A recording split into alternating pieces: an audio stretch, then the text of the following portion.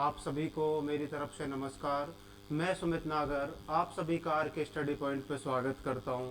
आशा करता हूं आप सब बहुत अच्छे होंगे और जो भी आप तैयारी कर रहे हैं, एसएससी जेई की तैयारी जो आप कर रहे हैं, एग्ज़ाम आपके सर पे है, बहुत कम समय बचा हुआ है। बहुत बच्चों के कमेंट्स और फ़ोन आ रहे हैं, मैसेज आ रहे हैं पर्सनली कि कोई ऐसी रणनीति बताइए सर कि हम 7 दिन में हम एग्ज़ाम निकालें, 10 दिन में एग्ज़ाम निकालें। तो भाई मैं एक कॉमन रणनीति ऐसी लेकर आया हूँ जिससे आप 7 दिन में एग्ज़ाम निकाल सकते हैं। और ये अपना मैं पर्सनल एक्सपीरियंस आपको बता रहा हूँ कि मैंने भी 7 दिन में ऐसी रणनीति फॉलो की थी। लेकिन साथियों, मेरी तैयारी पहले से भी थोड़ी बेहतर थी। तो लेकिन आप अगर इस तरीके को फॉलो करेंगे, यकीन मानिए आप एग्ज़ाम को, पेपर फर्स्ट को, एसएससी जेई का जो पेपर 1 होगा, आप उसको आसानी से निकाल सकते हैं। लेकिन 7 दिन आपको कड़ी मेहनत करनी पड़ेगी। और ये तरीका अगर कारगर साबित नहीं हुआ तो आप कमेंट करिए, लेकिन इस पर आपको वही मेहनत तो करनी पड़ेगी। तो दोस्तों, हम बात करते हैं कि भाई आप, अगर हम बात करें कि 2 पार्ट होते हैं आपके, भाई नॉन टेक्निकल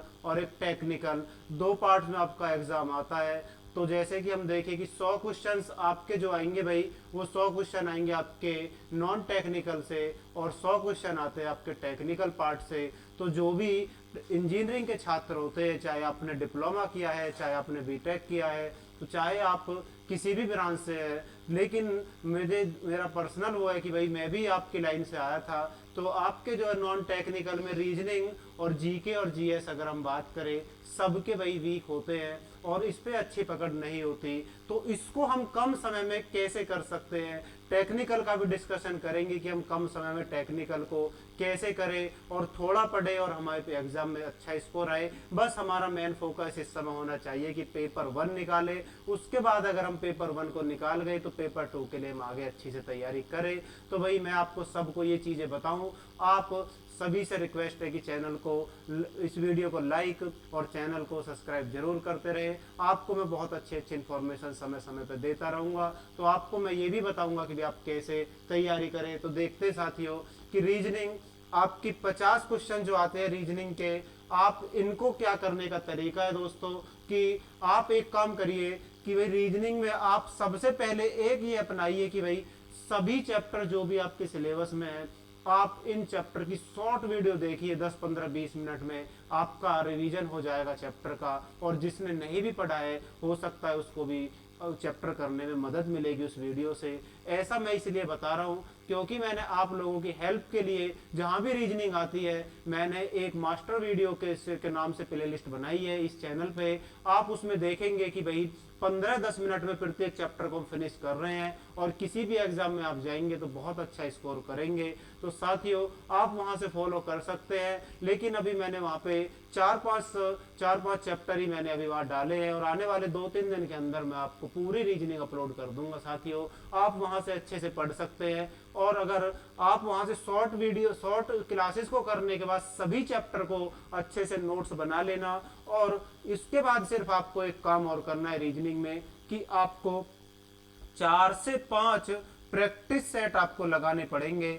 4 से 5 प्रैक्टिस सेट। वो भी प्रैक्टिस सेट कैसे साथियों, प्रीवियस ईयर एग्जाम में आए हुए जो भी आपके क्वेश्चंस है, जो भी आपका एग्जाम पहले हुआ है इससे पहले, उसके प्रैक्टिस सेट आप लगाइए और इन क्लासेस को देख लीजिए। अगर किसी को कोई भी चैप्टर में डाउट, आप कमेंट करिए, मैं बहुत अच्छे से, फिर मैं रीजनिंग की मैं गारंटी लेता हूँ। बाकी भाई सभी सब्जेक्ट की मैं गारंटी नहीं लेता, लेकिन आपको ऐसी रणनीति बताऊंगा सभी सब्जेक्ट में कि आप उनको भी बहुत अच्छा स्कोर करेंगे कम समय में। सिर्फ आप 7 दिन दे दीजिए। अगर रीजनिंग में आप 15 मिनट में एक चैप्टर को फिनिश करेंगे दोस्तों, तो यकीन मानिए कि आप 7 दिन से पहले ही रीजनिंग आप डेली की 1-1.5 घंटा देंगे तो आपकी रीजनिंग बहुत बेहतर हो जाएगी।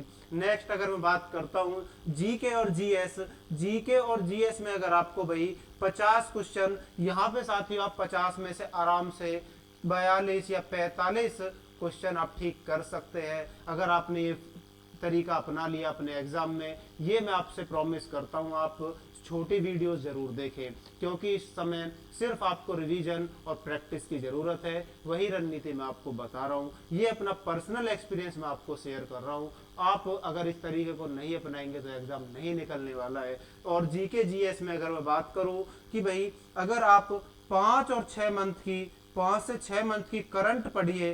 करंट में क्या पढ़ना है भाई, सारी करंट नहीं पढ़नी है, इम्पोर्टेंट, सिर्फ इम्पोर्टेंट पढ़िए, इम्पोर्टेंट करंट आप पढ़िए। मतलब एक महीने में ज़्यादा से ज़्यादा आपके जो इम्पोर्टेंट क्वेश्चन होंगे दोस्तों, वो ज़्यादा से ज़्यादा 100 क्वेश्चन भी नहीं होंगे, और उनको आप पढ़िए 5-6 महीने की। यहाँ से आपको बिल्कुल सेम क्वेश्चन रखे मिलेंगे, 10 क्वेश्चन आपको यहाँ से रखे मिल जाएंगे।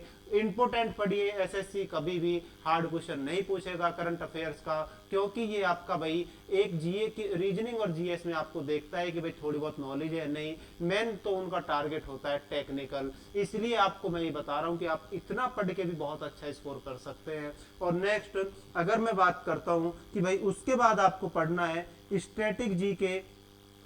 स्टैटिक जीके में अगर मैं आपको बात करूं कि इसको आप बहुत आसानी से पढ़ सकते हैं। जैसे आपको कैपिटल्स याद करनी है, अब राज्यों की राजधानी मैं बता दूं, देशों की राजधानी याद करनी है, फुल फॉर्म हो गई, कुछ महत्वपूर्ण दिवस हो गए, तो इसमें आपको ये सब चीजें स्टैटिक जीके में आपको पढ़नी है। यहाँ से साथियों एसएससी हर बार इस पेपर में आपसे 10 से 12 क्वेश्चन यहाँ से पूछता है। एसएससी जेई के एग्जाम में स्टैटिक जीके और करंट की बात करूँ, दोनों से बराबर क्वेश्चन आपके एग्जाम में आते हैं। उसके अलावा सिर्फ आपको, अगर मैं बात करता हूँ कि 2 से 3 ईयर के आप प्रीवियस ईयर क्वेश्चंस की जीके के क्वेश्चन आप लगा लीजिए। और अगर आप इतना कर लेते हैं, मैं ये नहीं कह रहा साइंस पढ़िए क्योंकि इतना समय नहीं है, सिर्फ आप इतना पढ़िए और 50 में से प्रत्येक बालक 35 क्वेश्चन, प्रत्येक स्टूडेंट, प्रत्येक छात्र 35 क्वेश्चन एग्जाम में 100% करके आएगा। ये हुई भाई नॉन टेक्निकल की बात,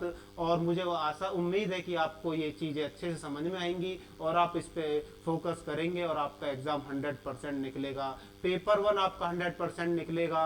पेपर 2 के लिए मैं आपसे वादा करता हूं कि भाई आपको बहुत अच्छे से तैयारी कराऊंगा। आप इस चैनल से जुड़ जाइए और पेपर 2 जैसे ही होगा मैं आपको एक एक सब्जेक्ट की बताऊंगा कि आप कैसे तैयारी करिए, और आपको महत्वपूर्ण जो टॉपिक है या जो भी चैप्टर है जिस भी ब्रांच से रिलेटेड है मैं सभी के बताऊंगा भाई। और नेक्स्ट अगर हम बात करते, ये तो सभी के लिए नॉन टेक्निकल कॉमन है, चाहे ब्रांच आपकी सिविल हो, चाहे मैकेनिकल हो, चाहे इलेक्ट्रिकल हो, कोई भी ब्रांच हो, ये सभी के लिए बराबर है। और दोस्तों अगर हम बात करें सेकंड पार्ट जो आपका आता है टेक्निकल, जिसमें 100 क्वेश्चंस आते हैं और 100 क्वेश्चंस आते हैं, तो फर्स्ट आप सबसे पहले उनको करिए तो जिनको जो चैप्टर आपको अच्छे से आते हैं, जो चैप्टर आपको अच्छे से आते हैं दोस्तों, जो चैप्टर आपके अच्छे हैं उनको आप अच्छे से रिवाइज करिए, क्योंकि आपको भाई जो चैप्टर ऑलरेडी आते हैं उनको आप बिल्कुल भी मत छोड़िए, उनको अच्छे से रिवाइज करिए।